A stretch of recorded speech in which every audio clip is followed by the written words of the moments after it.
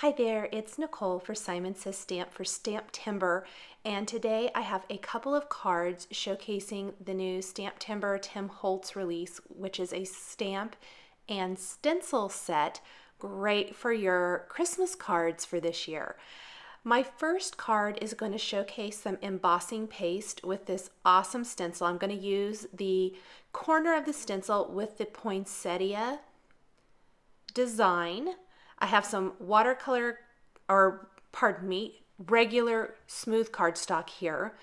And I'm just taping it in place with a little post-it tape. And then I'm going to kind of carefully try to keep my embossing paste, this is just white embossing paste, over the poinsettia part of the design. I'm going to try to smooth that out as good as possible. I want pretty much a thin layer here.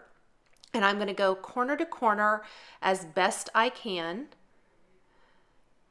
moving around that embossing paste. I'm going to need a little bit more. If some of those little, I call them snow dots there in the upper left corner, that is okay because there's dots throughout the poinsettia design as well. Once I have that pretty well applied, I'm going to peel up my stencil, and you can see the great design left behind.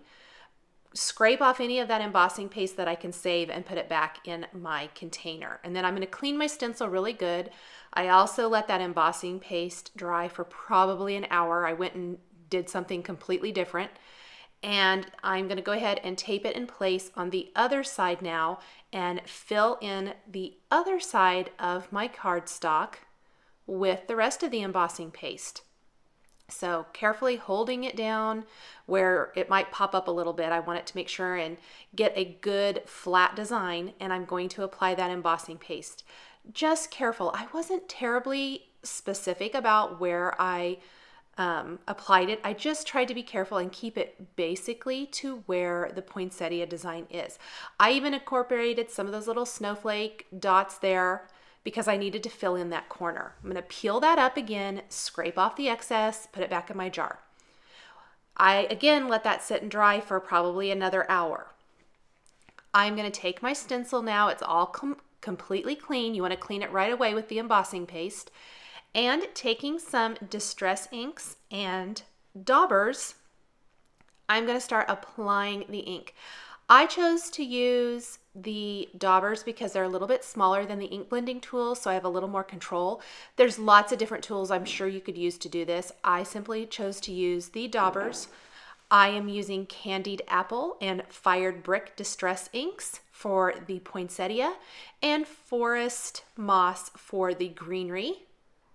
And I'm simply going to keep moving around. Now, I didn't clean my stencil in between each side. So I'm going to have to flip this just like I did with the embossing paste. And I kind of wish I would have because I did get a little ink smudge. I am going to disguise that. I am going to leave that in. Something big I've been doing a lot lately is leaving in my little mistakes or little boo-boos so that you can see ways to fix things because we all do them. And I think it's helpful to show how maybe you can fix something other than starting from scratch and starting over, especially with a project like this where it's a little time consuming simply because you have the wait on dry time. Embossing paste does dry pretty fast. I just wanted to really make sure it was good and dry before I applied it to that other half. So by using the daubers, you can see how I'm getting great, really almost perfect placement of the ink on each of these flowers. Concentrating the fired brick around the center and the candied apple around the rest of the floral design. Simply pouncing it on. The embossing paste takes the ink really well. I'll finish with just a few more here and there. Get it all filled in. And I'm going to set that aside. I've got a white strip of cardstock. I'm going to take the Merry Christmas greeting from the stamp set. And you can see I have another project started in the corner. I didn't even realize I had done that at this point. I'm going to sprinkle on some antique gold embossing powder. And then I will heat this up for a really elegant stamped and embossed greeting. I'm just using my heat tool to melt my embossing powder. I think the addition of the gold kind of helps make this a little bit more elegant. The poinsettias, I think the design itself can be somewhat elegant depending on what types of tools you use or inks and things like that. I'm going to use a nice strong adhesive. Now my little ink is behind this where I made a little smudge. I'm going to just cover it up with my greeting strip. And I really felt like my greeting strip needed something to set it apart from the background of the card. I'm adding some gold and sparkling clear sequins, and yeah, that's pretty and it adds some nice sparkle, but I really felt like the greeting strip is getting lost. I even attempted to do a vellum strip before I did this, but I just didn't like, I felt like the greeting got lost. It wasn't as visible. I probably could have doubled up the vellum and maybe that would have even made it better. But I went ahead and went with just plain white cardstock, but then I trimmed down some gold metallic cardstock into super thin strips. I'm going to put a little liquid adhesive on the back of each of these strips and place it along the top and bottom of the greeting. And look at how that ties that gold in all together. I really love that. I'll let that sit till it's nice and dry, trim off the excess. I'm adding some pearls to the center of some of my sequins to dress it up even more. And I will add this to a top fold card base and this elegant poinsettia card with embossing paste applied through the Tim Holtz stencil and then inked up and colored with distress inks is going to be all finished. Going to add just a couple more random pearls here. Now my next card showcases a stamp from this design. Simple, beautiful, stamped and embossed wreath. I love it. It says happiest of holidays to you. I think it's gorgeous, and it would be gorgeous as is. I'm stamping it on some watercolor cardstock using Versamark ink. Once I have that placed, I am simply going to take again the antique gold embossing powder, sprinkle that over my wreath, making sure I get a really good stamped impression there. Sprinkle on that embossing powder, shake off the excess. I want to make sure I get the entire image completely covered. It is a fairly large image. Beautiful, so detailed, gorgeous, gorgeous image. Shake off that extra embossing powder, put that back in the jar. And then I'm going to melt that with my heat tool. Larger images like this, you want to make sure you get the entire image completely melted. I love with the gold embossing powder, I think it's really easy to see. You can see it all melting as I go along. Just keep moving my tool so I don't scorch the paper anywhere. A lot of times I like to hit the back of the paper too in case it warped a little when I was embossing that. Then I'm going to take some candied apple distress marker, color it in just a little bit on the ribbon, the bow and the ribbon in my wreath, and I'm taking a water brush marker and blending that out kind of for a watercolored look. Just another fun way to use the distress ink products to color in an image. This is just going to add touches of color. The main color of this wreath is gold, but I thought little touches of color would be beautiful. So again, I did the little ribbon there. I did the bow first, and I love that so much that I went ahead and did the same thing for the ribbon throughout the wreath. You want to clean off the water brush marker. And then I went in with my forest moss marker and added just touches of that color. I didn't color in the whole leaf, just little parts of it all the way around. And again, I'll take my water brush and I'm going to go ahead and just color that around and make sure I fill in the entire leaves. Adds nice little touches of color all the way around.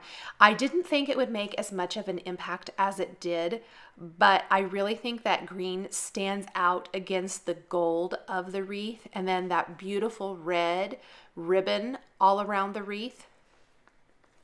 Now, one last thing I wanted to do to add even more color to the wreath and really make it pop from that white background is I'm going to take another distress marker. This one is going to be the Evergreen. And originally I thought I would kind of color around it or with my marker and then blend it out, and that's going to work really nicely. So I'm adding little touches of my marker all around the gold, and I'm going to just blend it out. More of a watercolored look. It's very, very light. It's going to be kind of subtle. I don't want it to overpower the beautiful colors of the wreath, but these nice light, the kind of greenish blue from this marker is really going to make the whole design stand out. So I'm just tracing around. I went ahead and traced around, the inside and the outside. I went all the way up to the top here. Grab my water brush marker and just start kind of using in a little circular motion, going all the way around, blending out that color.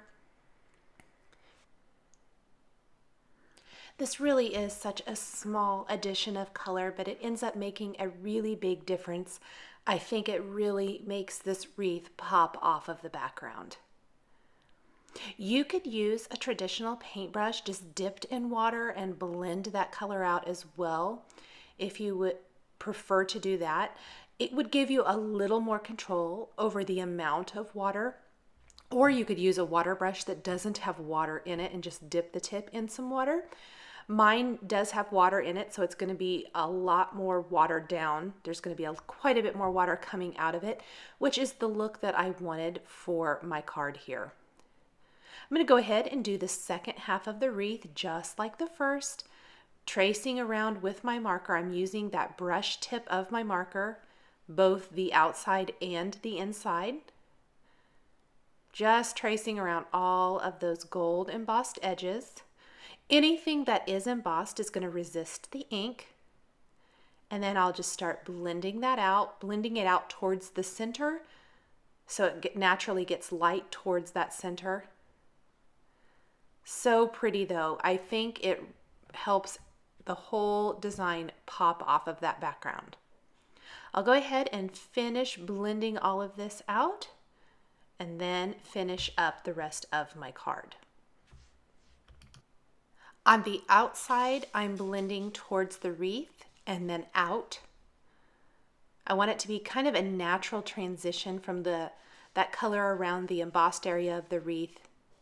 As the ink and water dry, you won't see that definition quite as dark as it is when it's still wet. You can always blend it out just a little bit more if you need to. Then I'm adding just a little bit more color down here along this bottom edge. I felt like it was a little too light. Darken it up a little bit and just blend, blend, blend until that harsh line goes away. You want to make sure that this is completely dry before you move on. I did take the Wink of Stella clear glitter brush pen and go over the bow and the ribbon in the wreath. I didn't think of this earlier, but you could use this the same way you use the water brush marker, or pen rather, or the water brush, and just use it to blend out the distress marker. I trimmed down my panel to 4 inches by 5.25 inches, placed it on a top fold card base, and I've die cut a frame using a Lawn Fawn stitched rectangle die. I die cut that from some gold metallic paper, and then I'll place that right around my card. The gold sets off the gold embossing. I'm going to finish with a scattering of pretty pink posh, sparkling clear, and gold metallic sequins. Kind of bring the whole wreath to life and give it a little bit of sparkle. I'm attaching those with some Zotz Bling glue dots. Once I get those all in place, my second card showcasing the Tim Holtz STAMPtember stamp set and stencil are all finished. Thanks for joining me today. The supplies I've used are listed and linked below the video here on YouTube. Here are a couple more cards showcasing the Simon Says Stamp STAMPtember stamps and dies available at Simon Says Stamp. Thanks for watching, and we'll catch you next time.